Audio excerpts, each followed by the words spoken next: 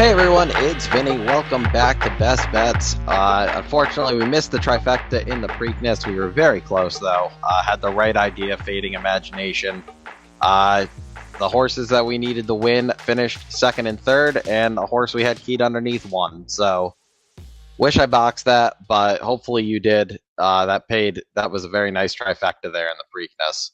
But this weekend we are going back to Belmont at Aqueduct. I really hate the acronym for it.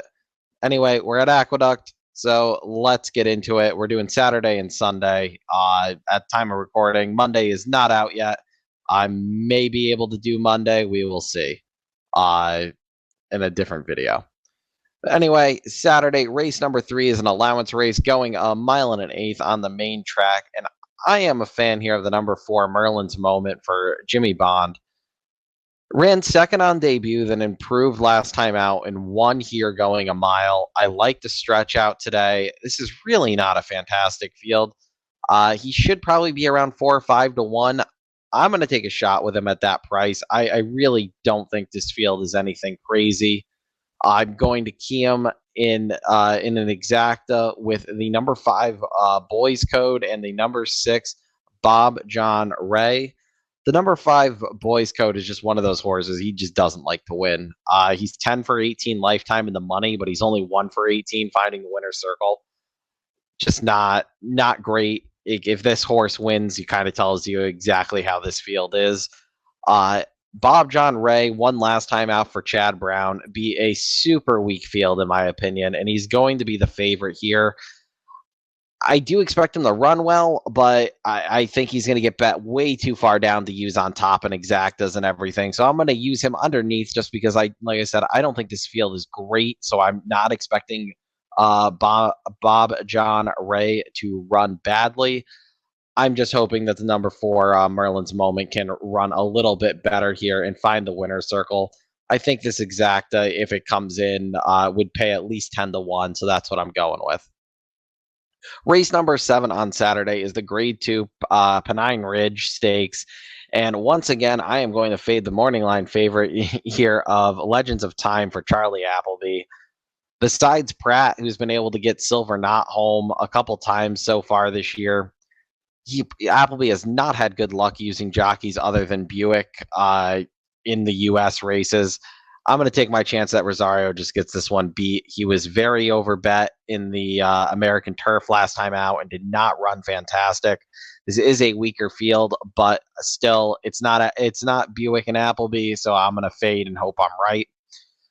Instead, I'm going to use the Belmont trainee, number 5, Royal Majesty, and I'm going to use the 2 Chad Brown runners, White Palmio and number 3, Risk Tolerance.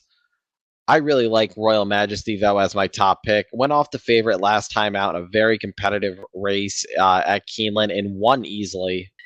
It's a class step up for sure, but I think he definitely can steal this race. Again, it is a grade 2, but really not a super tough grade 2 when you look at the caliber of horses in the field. So Royal Majesty is going to be my top pick here. The number 3 Risk Tolerance won first time out here at Aqueduct for Chad with Manny. Manny keeps the mount. I always like to see that when they keep the jockey. If he improves, he'll be tough to beat. The maiden win actually got a pretty good number. But I am gonna hope that I'm gonna hope that he finishes underneath. I'm gonna use the 2 Chad Browns and Royal Majesty in my on my multis tickets, but I am going to play the number 5 Royal Majesty to win. So I think he's going to be very tough here as long as he gets the right setup.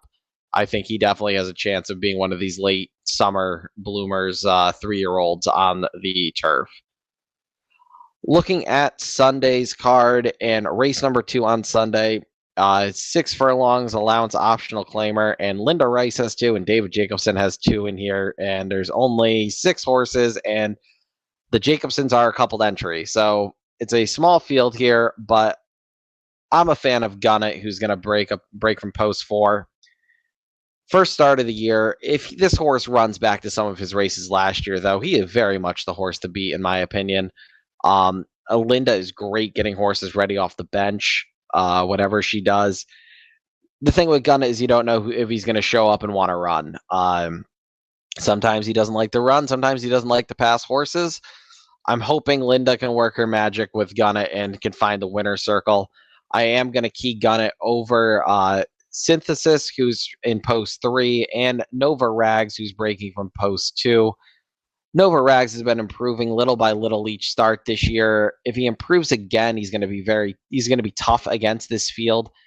I can see him improving, but also it would kind of be a career number if Nova Rags, in my opinion, won this race. So kind of hard seeing a career number at 6, but you never know. Synthesis, his last 2 efforts are very strong here, and I think he's at least going to run in the money as long as he gets a good trip. There's only 6 horses. He shouldn't get a bad trip. I'm just hoping Gunna is better, and then one of these 2 can run up underneath and finish second for me to get the cold exacta. Race number 7 on Sunday is a maiden special weight on the turf, going 1 mile 3/8, and I am going back to El Razine for Todd Pletcher.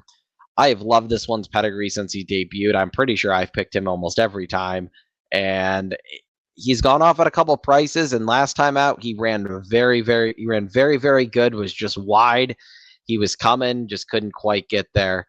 I think we'll get a decent price here because he's it is a field of 10 before scratches, and I just love his pedigree going along on the turf. Sired by English Channel, this horse for Pletcher should love getting this distance. It's just about the trip, in my opinion. I'm going to single him. I'm hoping today's the day. I also think that this late sequence on Sunday, it pretty much has all full fields pre-scratches. So you got to take a stand somewhere. I'm going to take a stand with this horse who I know is going to like the distance. I know is talented enough to win and just needs the right trip. So this is going to be my single in the late sequence on Sunday, the number 9, Razine for Todd Pletcher.